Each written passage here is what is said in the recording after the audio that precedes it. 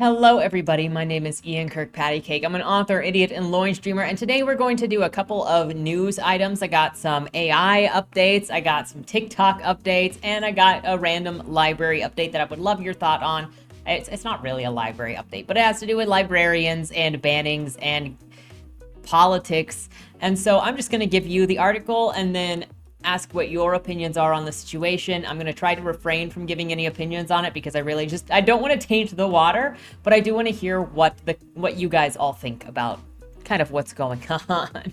But before we get started, number one, if you enjoy what I do here on the channel, please remember to like, share, and subscribe for more. Number two, if you would like to be featured on the channel, check out the links down in the description below. The number one way to be featured is through Lemoy, the monthly prompt writing contest, where I give you a prompt, you write a short story or a fragment with that prompt idea, and on the first Monday video of the month, we read a couple of them together. Sorry, I can't read them all, but we will read a couple of them and bask in the creativity of this community because you guys are always brilliant. The second way to be featured is through the Fresh Meat feature, where if you are an indie author and you have a book out or a book that is coming out, you can submit the first chapter and the cover to the Fresh Meat feature, and they'll be read here on the channel to hopefully help more readers find your work, because that is the hard part.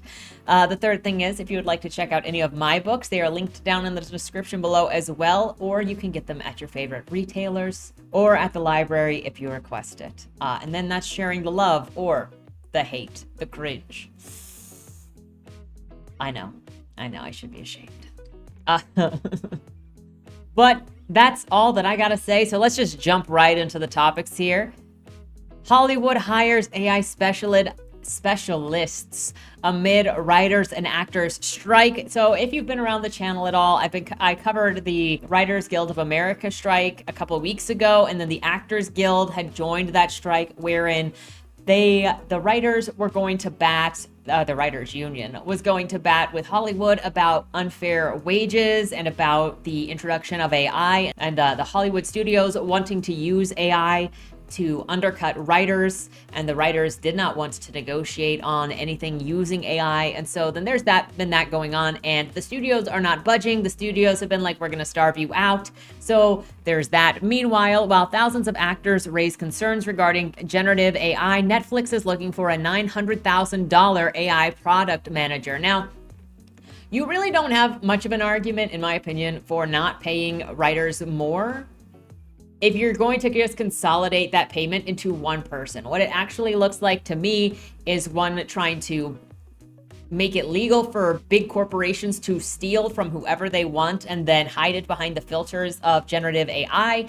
And then two, it's also prosperity holding, minimizing who is allowed to succeed, who can actually go and climb the ladder, work hard enough to climb the ladder. Then they never have to pay you if they don't have to consider your rights and your intellectual property. And these sorts of things, the AI generative stuff, is only going to help the big guy at the end of the day, because it's going to be the corporations that are not giving anybody a chance but are stealing all of their work, and then you're not getting paid for your labor or your ideas or your creativity. So with the actors and writers strike, which started back in early May, still going strong even 3 months later, multiple concerns have been voiced by Hollywood creators, including those related to compensation streaming and, of course, the use of generative artificial intelligence by studios to replicate actors' appearances and voices in order to create performances. So this includes background actors, forefront actors, and just voice actors for like animations. So then that's also outcasting anybody who might be an up-and-coming actor, might be an established actor,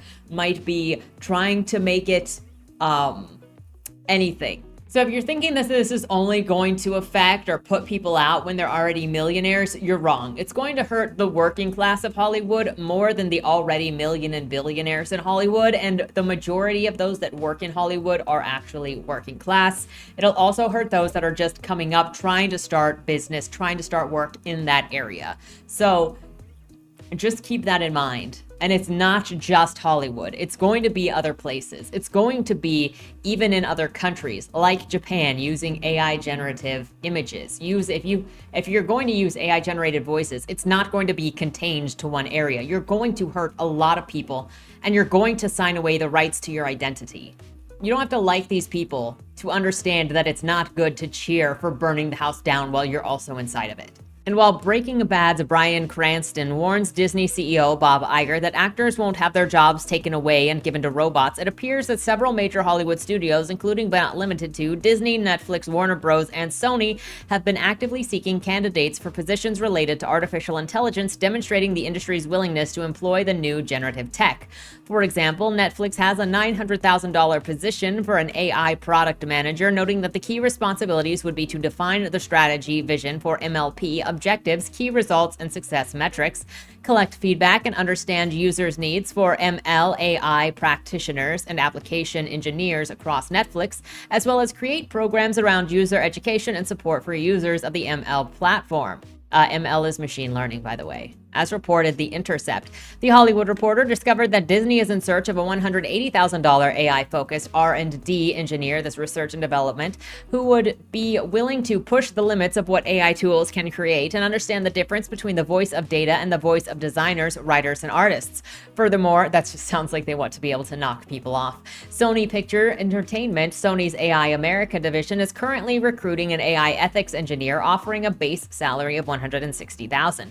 Meanwhile, the reports also reveal that Warner Bros., Discovery, Paramount, and Comcast have various open positions related to AI and machine learning.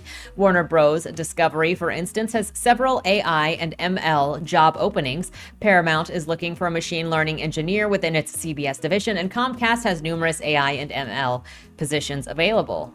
So what are your thoughts on that? I obviously have my stance, and I just think that it can be too easy to be calloused against the people that have obviously been insulting to large swathes of the United States in the last, and just people in general in the last couple of years.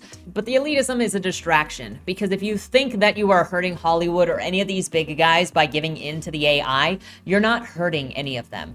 You are actually helping them, because you are helping guarantee what is going to be considered legal to steal from other people. Kind of like if you have a corner lot, right? And somebody keeps walking through the corner of your lot to cross through to get to the other side of the street, soon enough, that becomes public ground and no longer private property, because you've allowed so many people to just go through. It doesn't matter anymore. You don't really have a claim to it anymore. So you're helping set the stakes and helping set what is allowed to be considered fair use and to steal for these legalities by saying burn it all down because Hollywood sucks. It's not just going to hurt Hollywood, and it's not going to hurt them at all. If anything, it's just going to make them money by not having to pay any new talent to come in, since they can just steal it all. Meanwhile, there was also this item that came up in the last week. Amazon won't remove books listed under a real author's name, but allegedly written by AI. It may be a real-life case of AI coming to take your jobs, if not identity. Journalist, author, and professor Jane Friedman reported on Monday that Amazon has refused her request to remove books falsely attributed to her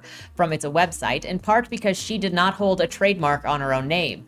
As an author who specialized in helping other writers get published, Friedman has amassed a solid following for a number of books, including The Business of Being a Writer, What Editors Do, and Publishing 101. She recently noticed a number of new titles on similar topics: Your Guide to Writing a Best-Selling Ebook on Amazon, Publishing Power, Navigating Amazon Kindle's Direct Publishing, and Promote to Prosper, Strategies to Skyrocket Your Ebook Sales on Amazon. Those all look like SEO titles so hard. These titles, attributed to what appeared to be another Jane Friedman, were on sale on Amazon. Curious, she clicked the author's name and the books appeared alongside her books. The same related results shown when viewing Friedman's The Business of Being a Writer.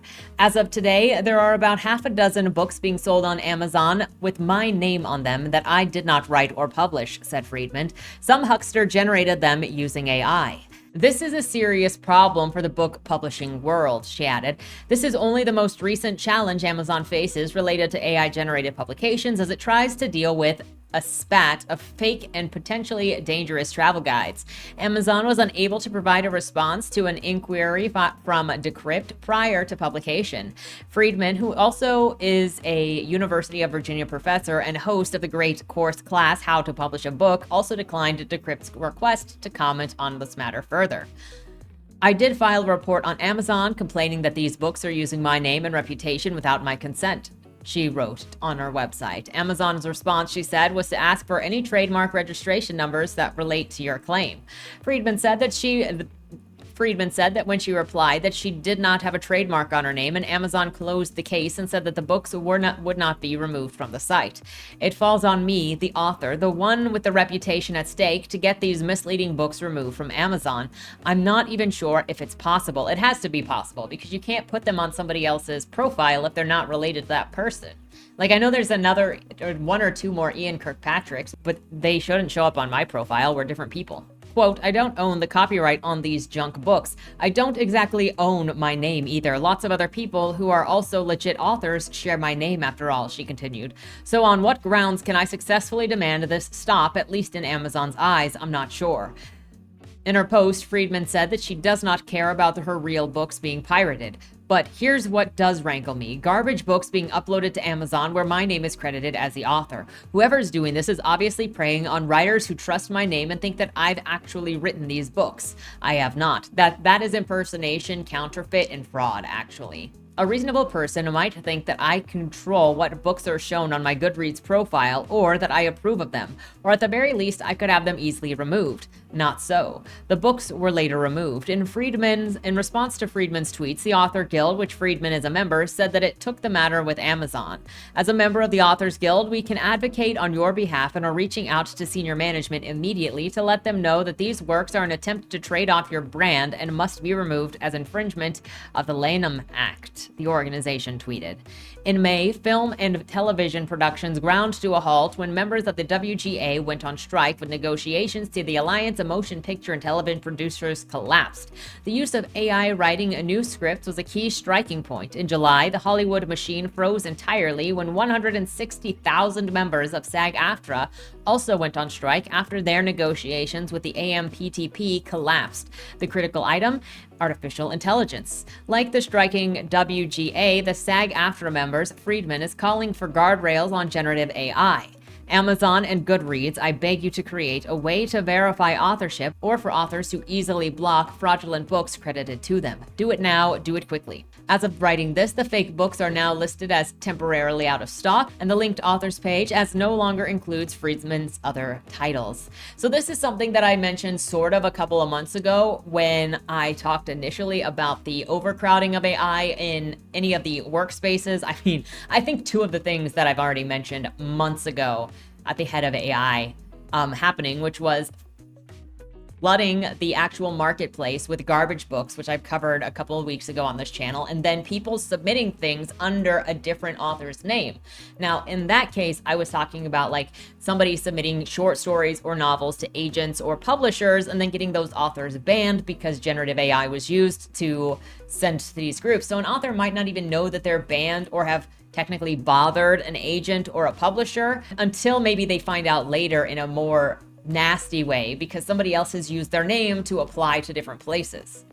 And that's sort of what's happening here, though this is more of a fraud of applying your books, publishing the books, and using somebody else's name to hopefully get the money to come to you. On the topic of AI, there was this with the Writers Beware blog, copyright contracts and AI-generated material, done back in June. The United States Copyright Office issued a publication, Copyright Registration Guidance, Works Containing Material Generated by Artificial Intelligence. The full text can be found here. I'll link this down in the description below if you want to check it out for yourself. The Copyright Office guidance does not have the force of law or will to change as situation evolves, especially as legal precedents are created under U.S. law, but as the time of this post, it is effectively the policy in force in the United States.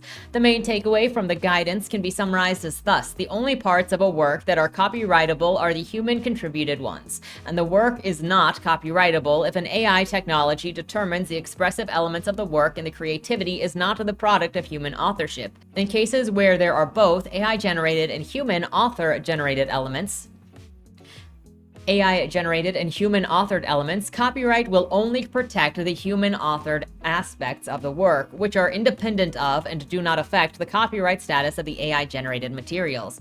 Expressive elements are defined as traditional elements of authorship in the works, literary, artistic, or musical expressions, or elements of selection, arrangement, etc. There's a very subjective line being drawn here, and there have not, to my knowledge, been any cases decided by the Copyright Office in which an AI-created element are not distinct and separate from human-created ones. The only thing that can be said for for certain is that texts and images created wholly and primarily by generative AI systems are not copyrightable at this time, and in any work containing both human and AI produced elements, a copyright registration must identify the AI generated ones. So, what are the practical effects of the guidance for writers who want to use generative AI as a tool to enhance the expressive elements of their works that they intend to license to publishers? It's clear that the Copyright Office will not register works or portions of work that they deem uncopyrightable. But what does that mean? Despite the Copyright Office's focus on copyright registration, few authors register their copyrights for the short fiction nowadays. Large publishers often register the copyrights of the books that they publish on the author's behalf, and it's common for small book publishers to leave registering a copyright to the writer. Of course, self-publishers are responsible for registering their own works. In general, when registration is left up to the author, it doesn't happen. Since any work a human author produces that is fixed in a tangible medium of expression is automatically copyrighted, registration only gives the author additional benefits, such as being able to take an infringer to court. It's important to note that the U.S. is only Berne signatory country that requires registration as a prerequisite for making a claim in court. But when a work that is created by or with AI assistance isn't registered, it's unclear if all of the parts of it are copyrightable. It may be uncopyrightable for all intents and purposes in the public domain. That creates a profound problem for a human who submits a work to a publisher and intends to license the rights of the published work. Almost by definition, if a work isn't copyrightable, there are no rights to license. A purveyor of an AI-generated work can't legitimately sign such a contract because the essence of it involves letting a publisher use the rights which don't exist. Doing so may even contract fraud.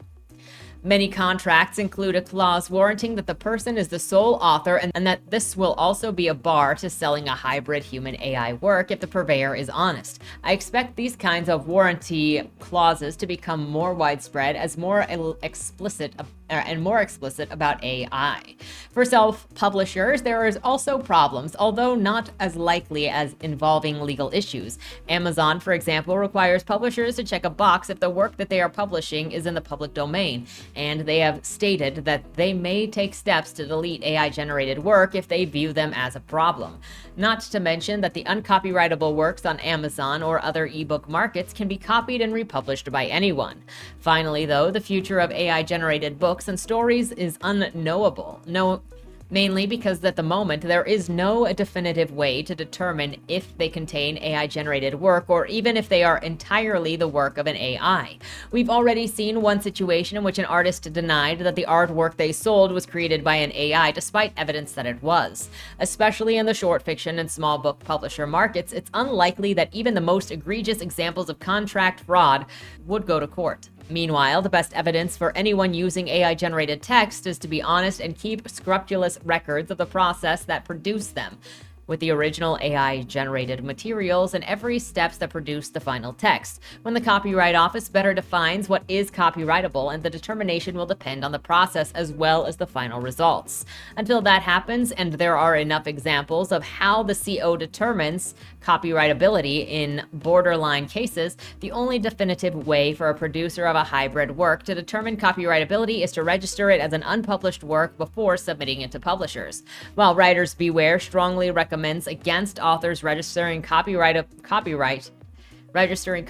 before a publisher buys the rights, until there is more clarity on copyrightability, this may be the best way to find out if a story or novel can legitimately be licensed. If the work is copyrightable in whole or in part, registering it will get to the Copyright Office's seal of approval. Note, however, that there are some technical downsides to doing so, and if the work is changed during the editorial process, the registration may have to be changed or undone. So there is that. I think we're still in the waters of what is what, but there is no ownership of stuff that you didn't make. And doing a couple of edits on something that somebody else spit out is not enough. But if you use AI to generate images or books, you're not a writer, you're not an artist, you are a scam artist, and you're just trying to take money from people. But that's all I'll say on that. We do have TikTok is becoming a publisher. Will it ruin the book industry? So getting away from the AI and the legalese. In the past few years, since TikTok exploded in North America, its lottery-like influence has touched every part of the book industry. Book Talk, the corner of the network dedicated to literary content, has sufficient real-world power that one viral recommendation can pluck a debut author out of anonymity or boost the sales of a year-old backlist title. For readers, the notorious specific algorithm might serve them something that they've never heard of that aligns perfectly with their tastes. For writers brave enough to hawk their own wares, the platform offers a seductive, if capricious, avenue of self-promotion. For publishers, it is both a threat and an opportunity.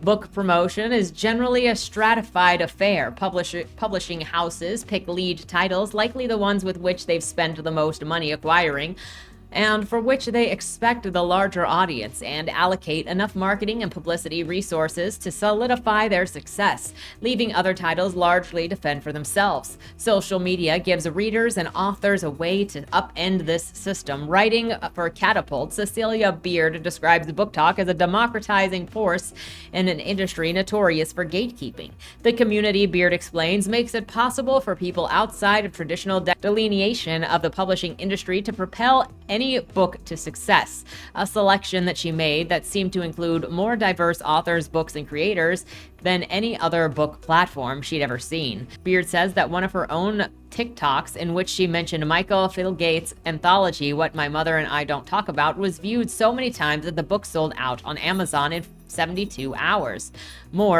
More than 2 years after its initial publication, the gulf between the simplicity of the tool and the capacity for disruption was staggering. To rewrite the bestseller list, you don't need a six-figure marketing budget. You theoretically didn't even need a publisher. All you needed was a TikTok account. The publishing industry is speckled with efforts to bottle TikTok's lightning. Walk into a big box bookstore and you'll probably see a shelf of volumes, maybe even an entire table display because they are trending. Dittos these stores' e-commerce. In a different crossover, some book talkers take on paid promotion. Some TikTokers take on paid partnerships to promote titles to their audiences, and publishers themselves even joined the platform to market their books, though BookTok users are known to adapt at sniffing out and duly dismissing anything that scans as corporate or inauthentic. The methods can feel clunky, but in various ways, TikTok has been at least partially digested by the book world. Now, the platform may become an even more transformative force in how people find books to buy. On April 20th, a subsidiary of TikTok's parent company, BitDance, filed a trademark for a publishing company called Eighth Note Press. The proposed entity seemed to sit at the intersection of a major publishing and a site like Amazon or Goodreads, but with a social media twist. The trademark filing covers book publishing in print, ebook, and audio formats, but also mentions downloadable software for use in connecting registering users to virtual communities to participate in discussions, consumer reviews, and social networking. On BitDance's website, a job posting for an online publishing lead, which isn't explicitly listed as part of the Eighth Note Press but seems to overlap with its objectives, gives a taste of the power this outfit might wield in the literary ecosystem. Quote, "We use not only our data strength, but also our promotional advantage to help writers find the target audience and make their books viral both online and offline." So what are your thoughts on if TikTok company opens a publisher? Do you think it's going to be a traditional style publisher that you submit to, or that's going to be more of a self-published sort of deal like Amazon's Kindle and Ingram Sparks? The last thing that I want to mention, separate from the AI issue and from TikTok, was this article that I saw pop up. And so I'm only going to give it to you guys. I don't want to make any opinions of my own on it, but I wanted to hear what your thoughts are on the situation itself.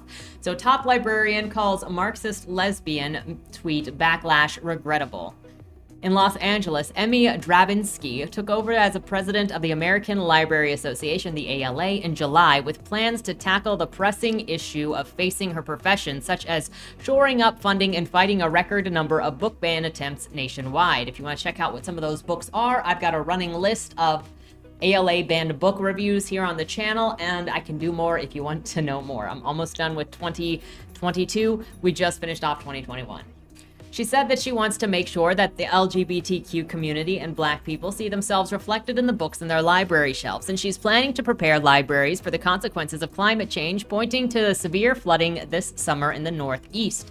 But some Republicans have focused on a single tweet Drabinski sent over a year ago to incite an effort to defund and abandon the ALA, the oldest and largest nonprofit trade organization for libraries. Conservative Republican lawmakers in Arizona, Idaho, Illinois, Georgia, Louisiana, South Carolina, and Wyoming have pushed their state's libraries to withdraw from the ALA, citing a since-deleted tweet Drabinski wrote after her election in April of 2022.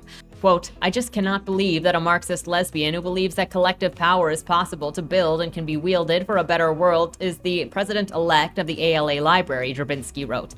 "I am so excited for what we will do together. Solidarity, and my mom is so proud. I love you, Mom."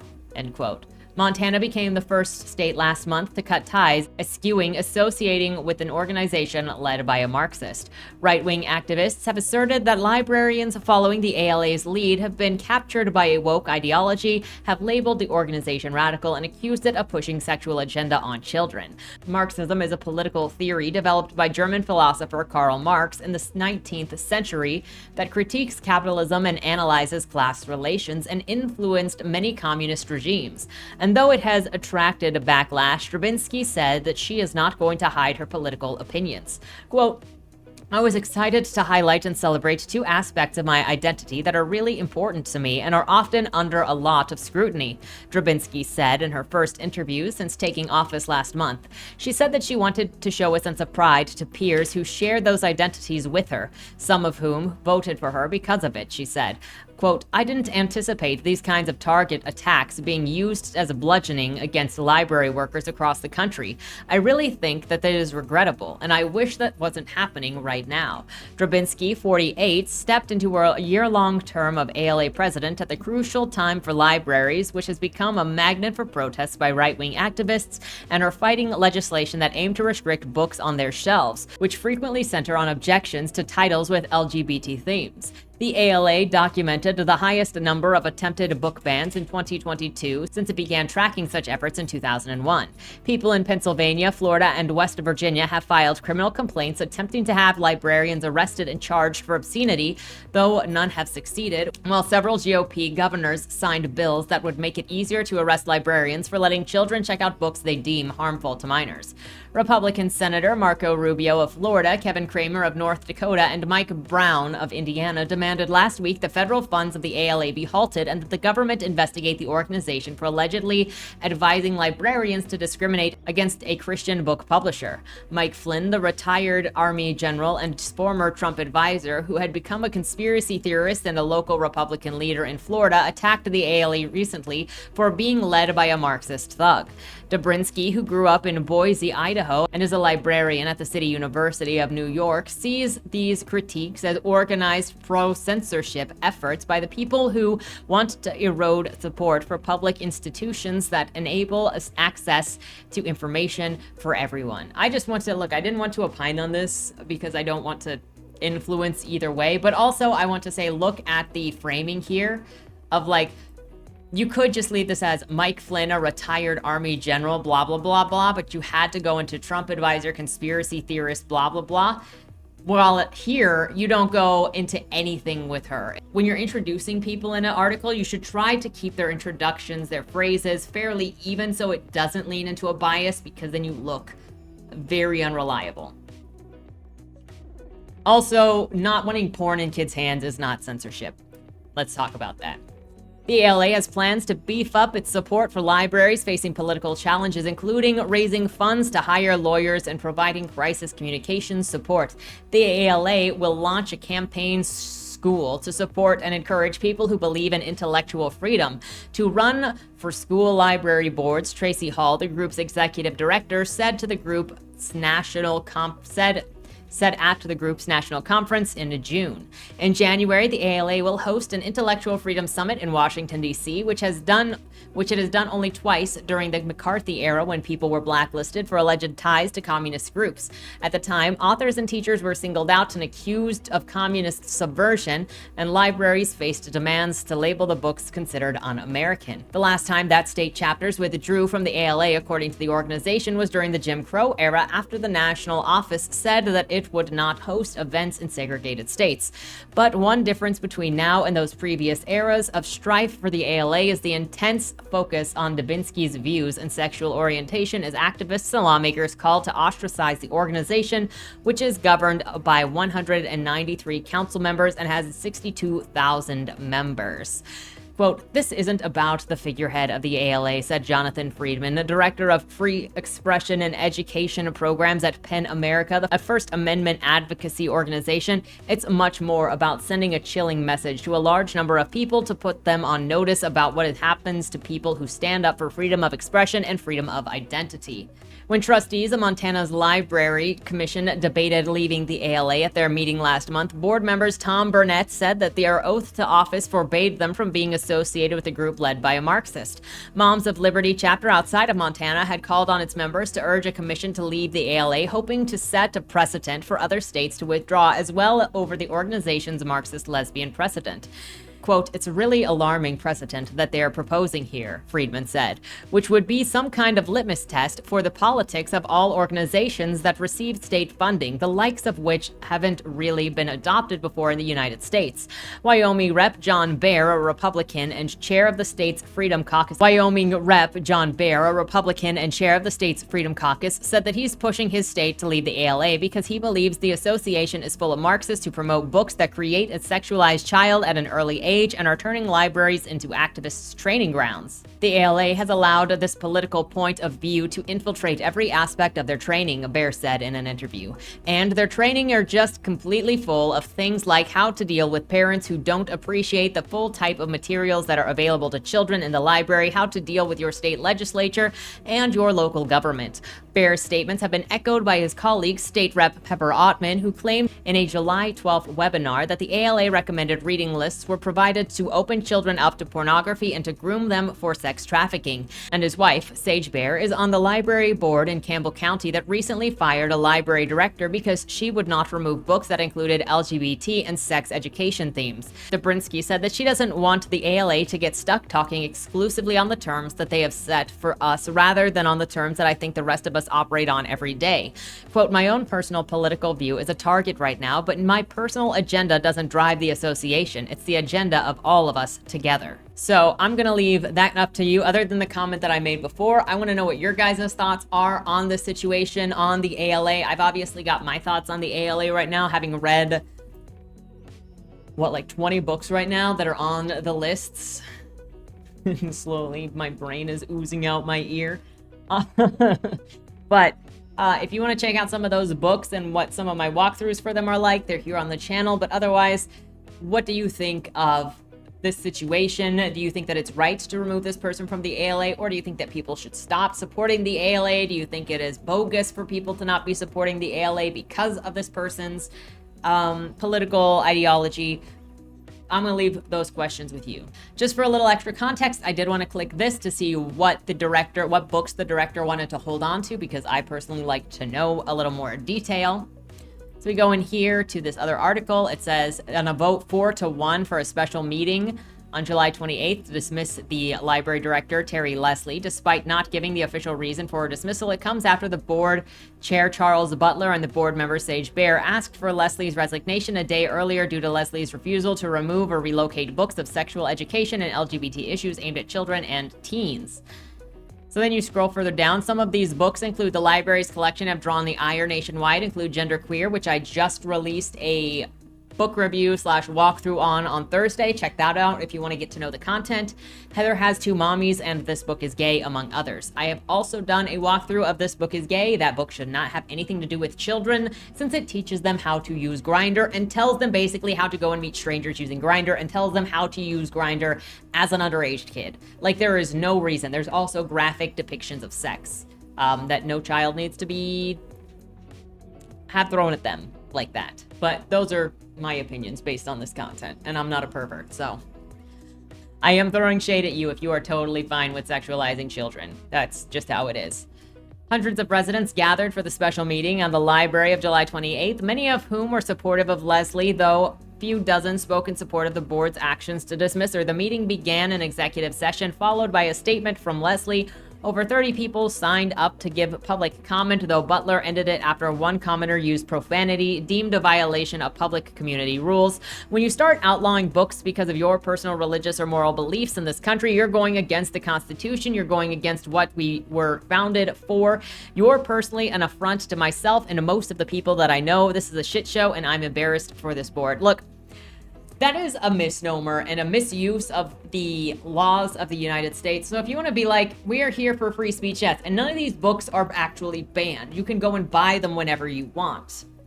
It is an obscene, we do have obscenity laws though. And so like they talk about this is a violation of what this country was founded on and the rules of this country. We also have obscenity laws. We have always had obscenity laws, and some things cross those obscenity laws, which include pornography and children. So there's a lot of not honesty going on with some of this stuff, and it's just saying everything needs to be available all at once or else you are some kind of censor. And I'm kind of getting tired of this one-way conversation. You see it, like, it feels so similar to what's happened in the last couple of videos I've done on Saturday, where it's talking about the pornography and the smut, and like the inability to just accept when other people don't want smut, and then they say, no, you have to. Don't even tell us that you don't want it. Just take it. And it feels like that keeps coming up also with the book bannings, where it's like, well, I get to make decisions for myself. Yeah, you do. And the community voted to not have this at the free place to get books where children can get them. You can still go and get it though. It's not a book banning. Though I know a couple of books that aren't really printed in the United States, and I don't see anybody fighting for those. Might Makes Right, Rage, The Turner Diaries. I know that there are more. I can't with this. There are no hard lines. There are hard lines. There are obscenity laws. It's not an everything goes. And in some situations, you'll even see this hypocrisy of, I think that everything should be said, and you have freedom of speech, but not freedom of consequence, and then they're totally fine with punching you for something that they determine is a slur. So there's just this weird situation of giving some people power and taking power away from somebody else instead of just having an honest conversation. I don't understand the level of aggression involved with putting sexual content in children's areas. Next week, we'll talk about that because there's some creepy stuff going on in Germany. And this is why I'm kind of hard on the stuff in kids' books. If you've got a good argument for sexualizing children, go ahead and try to make it in the comments. Let me go ahead and preface that for you. There is no good excuse to sexualize children. But if you feel the need to make that argument, go ahead. With that said, let me know what your thoughts are on any of the articles mentioned today. I know that it was a lot. You've got the Hollywood hiring for the AI generative stuff, Amazon not removing AI generated content that has been named underneath authors that didn't create them, AI copyright, TikTok as a publisher, and the lesbian Marxist president of the ALA. And also whatever you would consider this last bit with removing somebody that wouldn't remove sexual books from kids sections. So there is all of that to go. With all that said, thank you so much for watching. Looking forward to your thoughts. Have a great weekend and don't die. Was that Wayland Cross in the trunk? Do you know, or is that something that's still being figured out? The person in the trunk was not Wayland Cross. Is he in trouble? We don't know who did it, but as the owner of the car, the longer he's missing, the worse it looks for him. Cross isn't a killer. For the last couple of years, the average number of murders in Baltimore has been over 300, and it's been going up. Mind you, that's only whatever the badges count as official murder, and believe me, there are people that don't count when they die. Wayland? If you're down here, tell me. I'm not talking to the badges, I've been looking for you. They found a body in your trunk. Why? Did you do that? To the left. Plain black letters read along the wall, You walked in the corridor. Once that ends, you chose the dark is on the right. My vision goes blurry, flickers black and black and black for longer intervals until I can't see anything at all. I'm not screaming anymore, but my voice echoes back to me. Where the hell am I? You're dead, Josephine. Even smart people do stupid shit sometimes, right?